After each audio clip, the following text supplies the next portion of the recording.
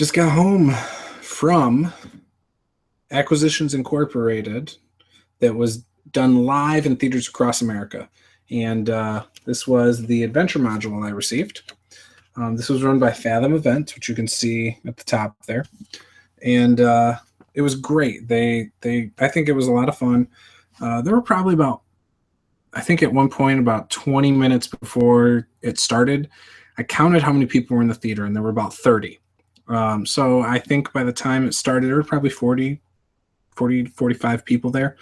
Not too bad. It was pretty cool. It wasn't, maybe it was the group that was there, I don't know. It wasn't the crowd I expected. I expected there'd be a little bit more interaction, people clapping, cheering, saying the catchphrases like green flame, things like that. But it was still overall an enjoyable experience. It was nice to be able to see it with some friends. I think I still would have had fun even if I went by myself and Jake from Mini Terrain Domain wasn't there. I think I still would have had fun. Now, if you are somebody who doesn't really like when people fudge things or whatever, you probably wouldn't like Acquisitions Inc. So if you don't like a lot of side conversation or jokes, again, you probably won't like it. However, if you can just, relax and look past a lot of that, then you'll be fine. For example, there was about an hour and a half spent for two different things that probably weren't important for the overall story, but it was Acquisitions Inc. They are known for kind of spending a lot of time at times brainstorming plans and things like that usually, it isn't really that necessary. I enjoy it. I talked to Jake. Jake seems to enjoy it. His son was there. His son has like all the episodes memorized pretty much. But yeah, so again, I thought it was very funny.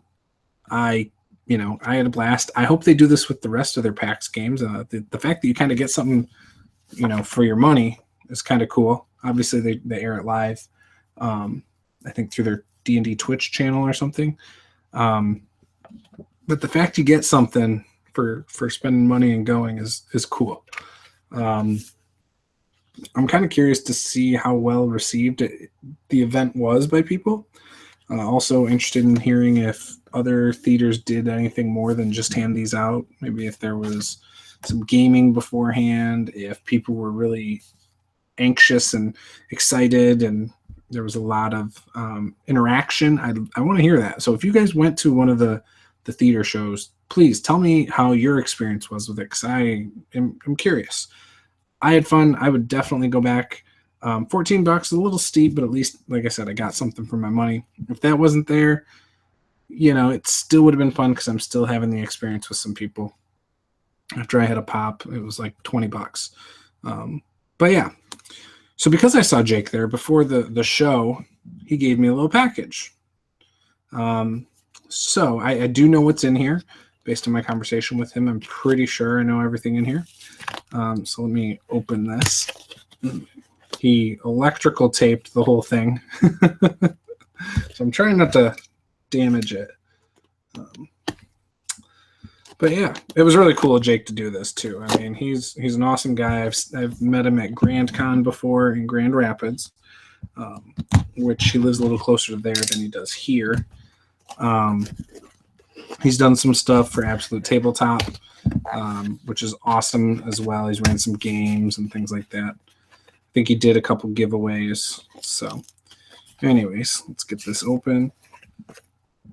It smells like paint a little bit.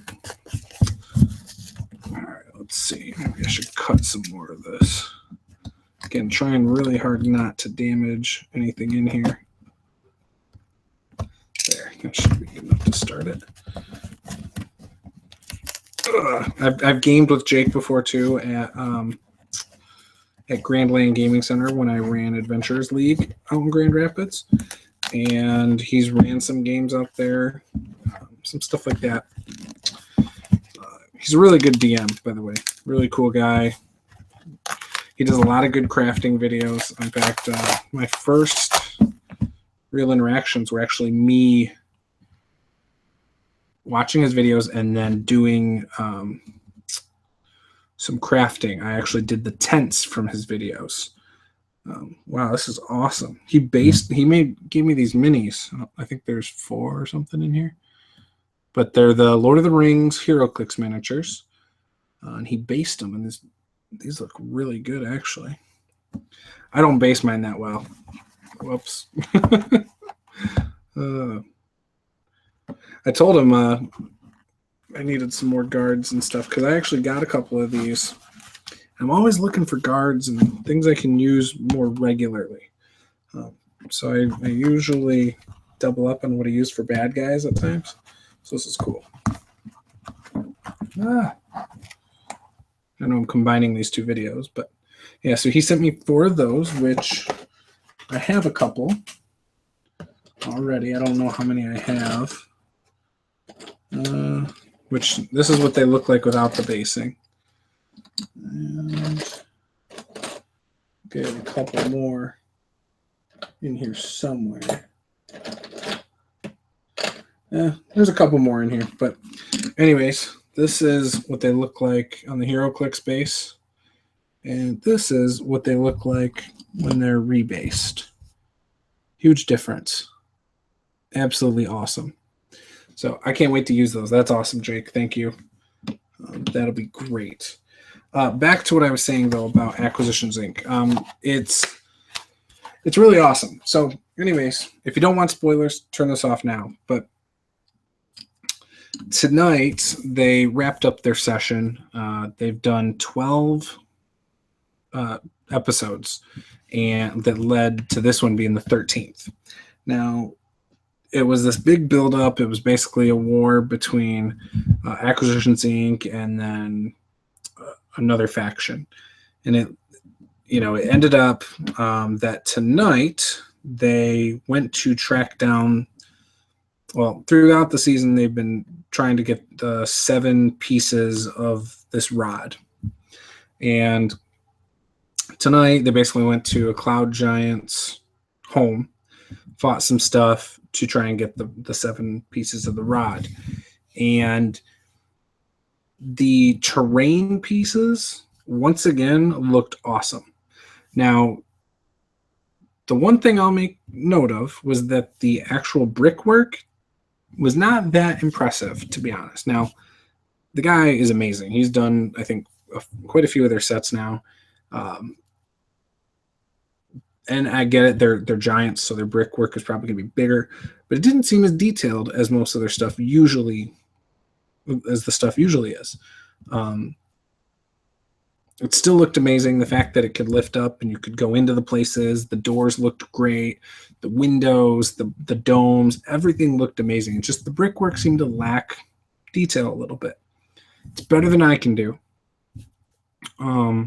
It was cool that they were on Lazy Susan so they could spin and stuff like that. The bridge was cool. Obviously, they pulled the airship that they've used in previous games out. That was awesome. Some of the miniatures were amazing, especially some of the giants. Overall, it was really, really cool. So, anyways, if you're into terrain, it's worth watching just for that sometimes. I can't wait to see some of the pictures posted. I know Jake was saying he's looking forward to it as well. So hopefully he'll let me know when he sees that or sees those. He'll share them to me or something. But yeah, it was fun. I would definitely recommend watching it at least. I think it'll probably hit YouTube in a couple days. But yeah, so anyways, Acquisitions Inc. Not for everybody, but if you can enjoy some humor and stuff like that and some side talk and then you'll have fun. I know a lot of people say that they don't play D&D that way, but you could play D&D the way they play it. I mean, the DM is pretty much a yes DM with some exceptions, and the players just have fun. That's what it's about. So Acquisitions Inc. is awesome. Highly recommend it. Now, the style will not work for every group, so just keep that in mind, especially if you're a new player to D&D. don't go into your D&D games expecting it to be like Acquisitions Inc. You're probably not going to have as good of terrain. You're probably not going to have other players that are as goofy and joking around as they are in Acquisitions Inc. And you might not have a DM that likes that style. So that's all stuff to take into account. But again, Acquisitions Inc. worth checking out. So anyways, that's it. Hope you enjoyed this, and I'll talk to you guys next time. Bye.